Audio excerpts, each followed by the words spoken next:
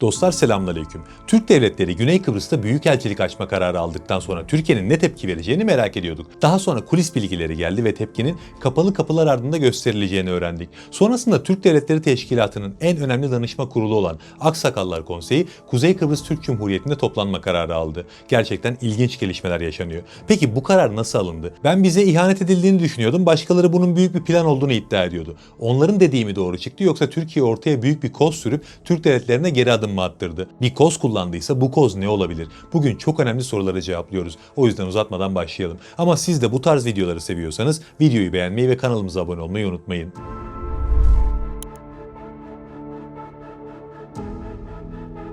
Şimdi öncelikle bir şeyi netleştirmekte fayda var. Biliyorsunuz ben Türk devletlerinin bu anlaşmayı yapmasını Türkiye'ye karşı bir ihanet olarak değerlendirmiştim. Yani benim görüşüm öyleydi. Ben hala aynı noktadayım. Elbette yanılabilirim ama ben olayın böyle olduğunu düşünüyorum. Değişmedi fikrim. Bir kısım gazeteci, yorumcu ya da analist de bu olaya farklı bir pencereden baktı. Bana bu yorumları gönderiyorsunuz, oradan biliyorum ve konuyla ilgili kendi duruşumu yeniden netleştirmekte fayda var diye düşündüm.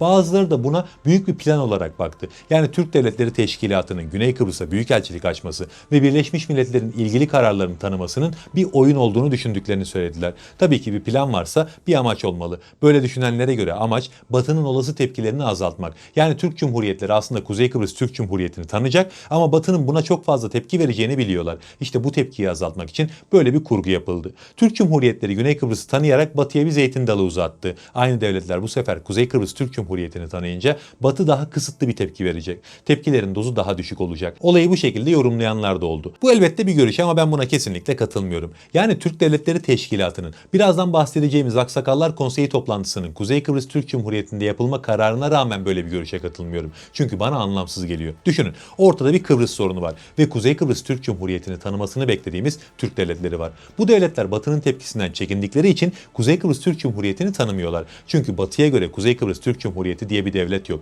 Gerçi Türkiye dışında zaten KKTC'yi tanıyan bir örnek de yok. Şimdi bu Türk Cumhuriyetleri Batı'nın tepkisini azaltmak için önce Batı'ya diyorlar ki kimi tanımamızı istiyorsunuz? Güney Kıbrıs mı? İyi o zaman. Biz Güney Kıbrıs'ı tanıyoruz. Batı bunları alkışlıyor. Belli bir süre sonra bir açıklama daha yapıyorlar. Biz Kuzey Kıbrıs Türk Cumhuriyeti'ni de tanıyoruz. Şimdi böyle olduğu zaman Batı tepki göstermeyecek mi? Bence daha fazla gösterecek. Çünkü düne kadar Birleşmiş Milletler'in Türkiye'yi işgalci olarak kabul eden ve Kuzey Kıbrıs Türk Cumhuriyeti'nin varlığını reddeden maddelerine bağlılık açıklamamışlardı. Şimdi o maddelere bağlılık açıklayıp bir süre sonra maddelerin varlığını reddedecekler. Çok mantıksız geldi bana. Hatta tam tersi daha fazla tepki alabilirler bu şekilde. Mesela bir sene sonra Kuzey Kıbrıs Türk Cumhuriyeti'ni tanırlarsa Avrupa daha geçen seneki zirvede tanımayacağınızı ve Türkiye'nin de orada işgalci olduğunu söylemiştiniz. Ne yapıyorsunuz siz diyecektir. İşte bu yüzden bu tez bana çok mantıklı gelmiyor. Peki o zaman Aksakallar Konseyi'nin yani Türk Devletleri Teşkilatı'nın en önemli danışma organlarından birinin bir sonraki toplantıyı Kuzey Kıbrıs Türk Cumhuriyeti'nde yapma kararı ne anlama geliyor? Hem de bu toplantı 1-2 Mayıs tarihlerinde yapılacak. Yani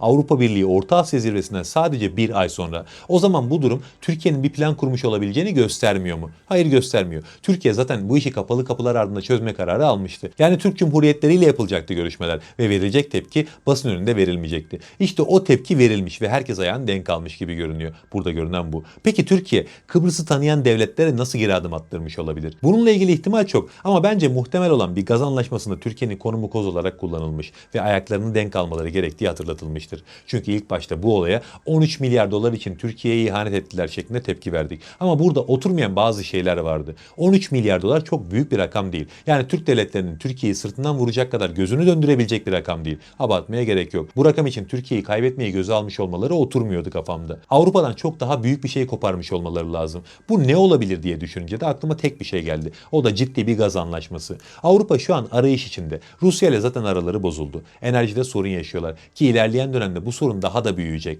ABD ile Trump geldiğinden beri araları açıldı. Yani en önemli müttefikleri onları ortada bıraktı. Bunlardan sonra Avrupa farklı arayışlara girdi. Kendi ordularını kurmayı planladılar. ABD'den bağımsız diplomatik ilişkiler geliştirmeye çalıştılar. Yani bir şekilde içine düştükleri bu durumdan çıkmaya çalışıyorlar. Ve böyle bir ortamda bu tarz krizler yaşandığında ilk düşünülecek şey her zaman ekonomi ve enerji güvenliğidir. Avrupa, Orta Asya ile ilişkilerini birçok stratejik sebepten dolayı zaten 4-5 yıldır arttırmaya çalışıyordu. Ama bunun şu an en önemli sebebi tabii ki enerji. Orta Asya'nın doğal gazını almak istiyorlar. Belki de bu zirvede öyle bir anlaşma yaptılar ve zirvenin bildirisindeki o o saçmalıklar Türk devletleri tarafından o anlaşma karşılığında görmezden gelindi. Ve Türkiye'de darbeyi buradan vurdu. Muhtemelen onlara şu hatırlatıldı. Doğalgaz anlaşması yaptınız. Avrupa'ya doğalgaz satarak ekonomilerinizi canlandıracaksınız. Buraya kadar her şey tamam. Peki bu doğalgazı uçakla mı götürmeyi planlıyorsunuz? Muhtemelen bu soru soruldu ki bu soru tek başına doğalgaz anlaşması yapmak isteyen taraflara geri adım attırmaya yeterli. Çünkü Orta Asya'dan Avrupa'ya gidecek doğalgaz için tek yol, tek mantıklı yol Türkiye. Türkiye üzerinden geçen boru hatlarıyla bunu taşımak zorundalar.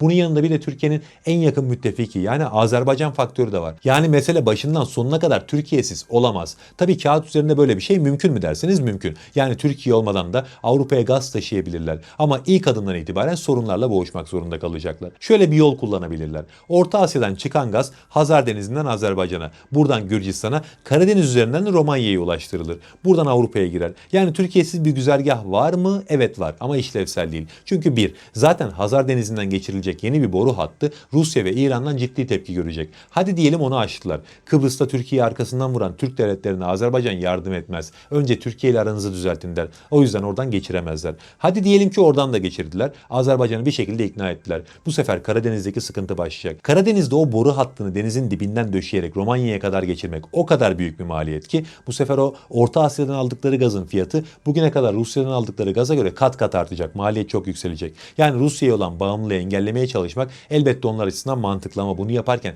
ekonomik bir çözüm bulmak zorundalar. Sonuçta onların da sonsuz parası yok. Avrupa yavaş yavaş kan kaybediyor. Üretimle Çin Avrupa ekonomisine vurabileceği en büyük darbeyi vurdu. Bir yandan da yüzyıllardır sömürdükleri Afrika gibi yerlerden kovuluyorlar. Haliyle ekonomik bir çözüm bulmak zorundalar. Böyle bir ortamda Karadeniz üzerinden o boru hattını geçiremezler. Peki Türkiye ile bu iş nasıl olur derseniz hazır kurulu boru hatlarıyla çok kısa bir süre içerisinde doğalgazı taşımaya başlayabilirler. En fazla ilave boru hatlarıyla bu çok rahat bir şekilde yapılabilir. O da Karadeniz'de inşa edilecek bir boru hattıyla kıyaslarsak devede kulak bile olmayan bir maliyet. Türkiye ile anlaşarak bu işi yaparlarsa zaten Türkmenistan'la Azerbaycan arasında geçen yıl bir doğalgaz işbirliği anlaşması imzalanmıştı. O anlaşmayla 300 kilometrelik Transhazar boru hattı ortaya çıktı. İşte o hatla gazı Azerbaycan'a, oradan TANAP'la Türkiye'ye, Türkiye'den Trans-Adriyatik boru hattıyla Avrupa'ya ulaştırabilirler. Yani Türkiye seçeneğiyle neredeyse sıfır maliyette bu iş çözülebiliyor. Diğer seçenek zaten çok mümkün olmadığı için burada şöyle bir sonuç ortaya çıkıyor. Orta Asya ile Avrupa arasında bir gaz anlaşması yapıldıysa bu anlaşma Türkiye'ye varsa var, Türkiye yoksa yok. Hayal görmesinler. Muhtemelen Türkiye, Türk devletlerine bunu hatırlattı ve Aksakallar Konseyi Kuzey Kıbrıs Türk Cumhuriyeti'nde toplanma kararı aldı. Yani şu an Türk devletleri kafalarına göre bir şey yaptılar, bir çukurun içine düştüler, kendilerini kurtarmaya çalışıyorlar. Ve eğer hatalarından dönmezlerse zaten Karadeniz'de inşa edilemeyecek olan o boru hattına muhtaç bırakılmalarından yanayım. Belki çok fazla tepki verdiğimi düşünüyorsunuzdur bu konuya günlerdir. Ama ben beklediğim yerden gelen ihanete sinirlenmiyorum. Beklemediğim yerden geleni kabullenmem mümkün değil. Biz oraya da sırtımızı dayayamayacaksak vay halimize. Allah'a emanet olun.